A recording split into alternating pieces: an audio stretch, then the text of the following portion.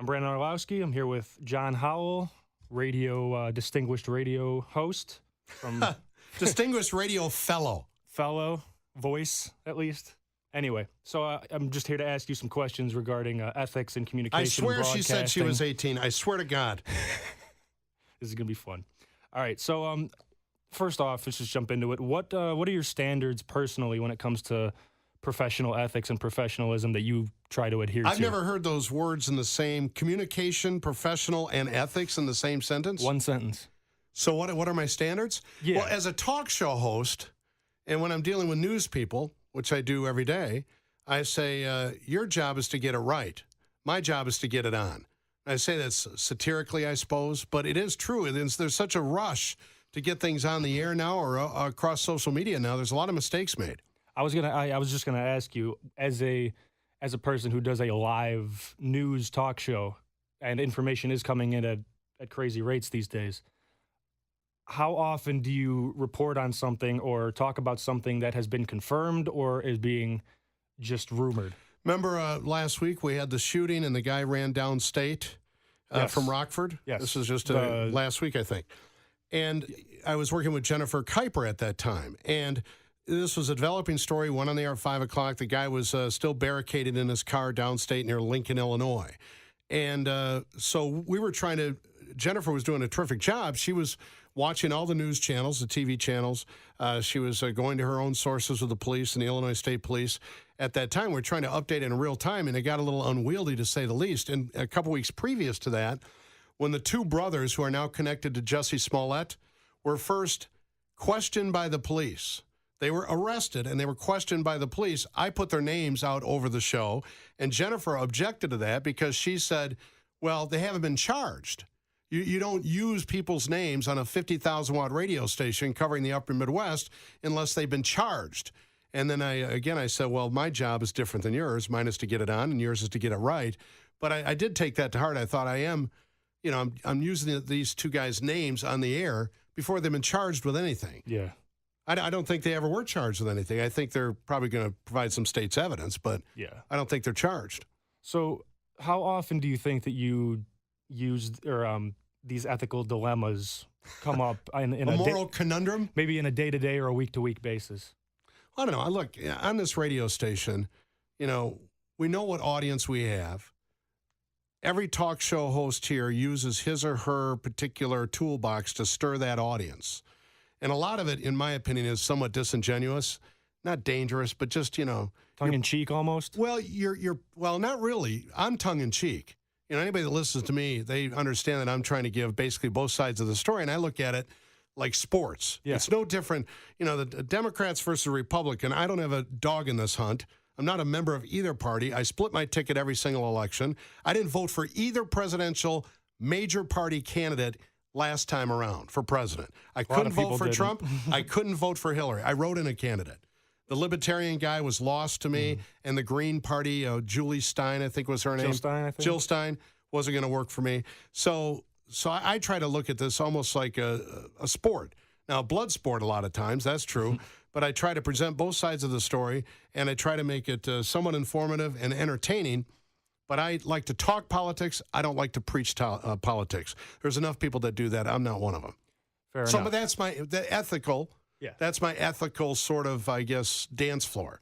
If it's top of the news, I'm going to talk about it.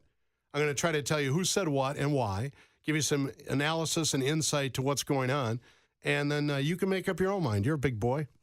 So you're not necessarily I'm not carrying the water for Donald Trump, and I'm not carrying the water for Nancy Pelosi. No, you're not a commentator. You're not a talking head. I'm a commentator. Oh, okay. I comment on the news, but I'm not an advocate for either party. Okay. Or a political philosophy.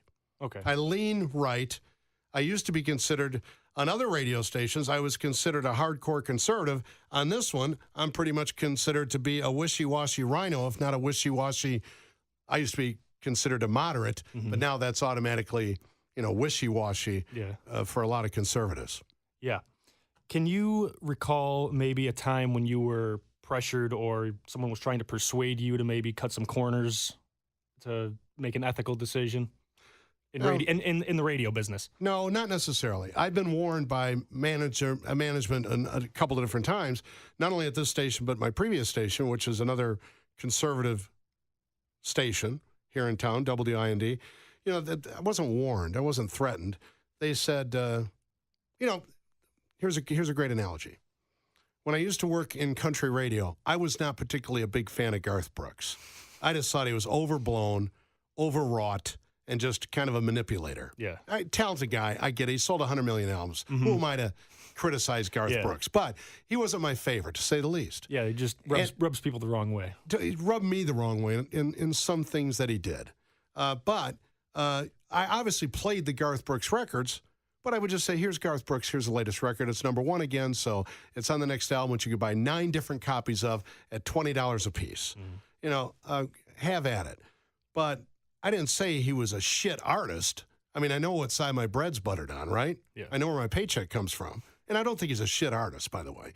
I just wasn't that enamored with him. I thought there were better musicians. Yeah. Similarly, you have to understand this radio station is going after a certain audience, and you don't want to be insulting to that audience. Like I've said this many times, too, on the air. I don't blame anybody for voting for Donald Trump because considering who his opposition was to, I get it. I totally get it. You felt like both parties basically left you, and now Donald Trump, at least he is being forthright in what he says. Now, that's debatable, too. Whether he even knows what he's saying or if he really has any core values, I don't know.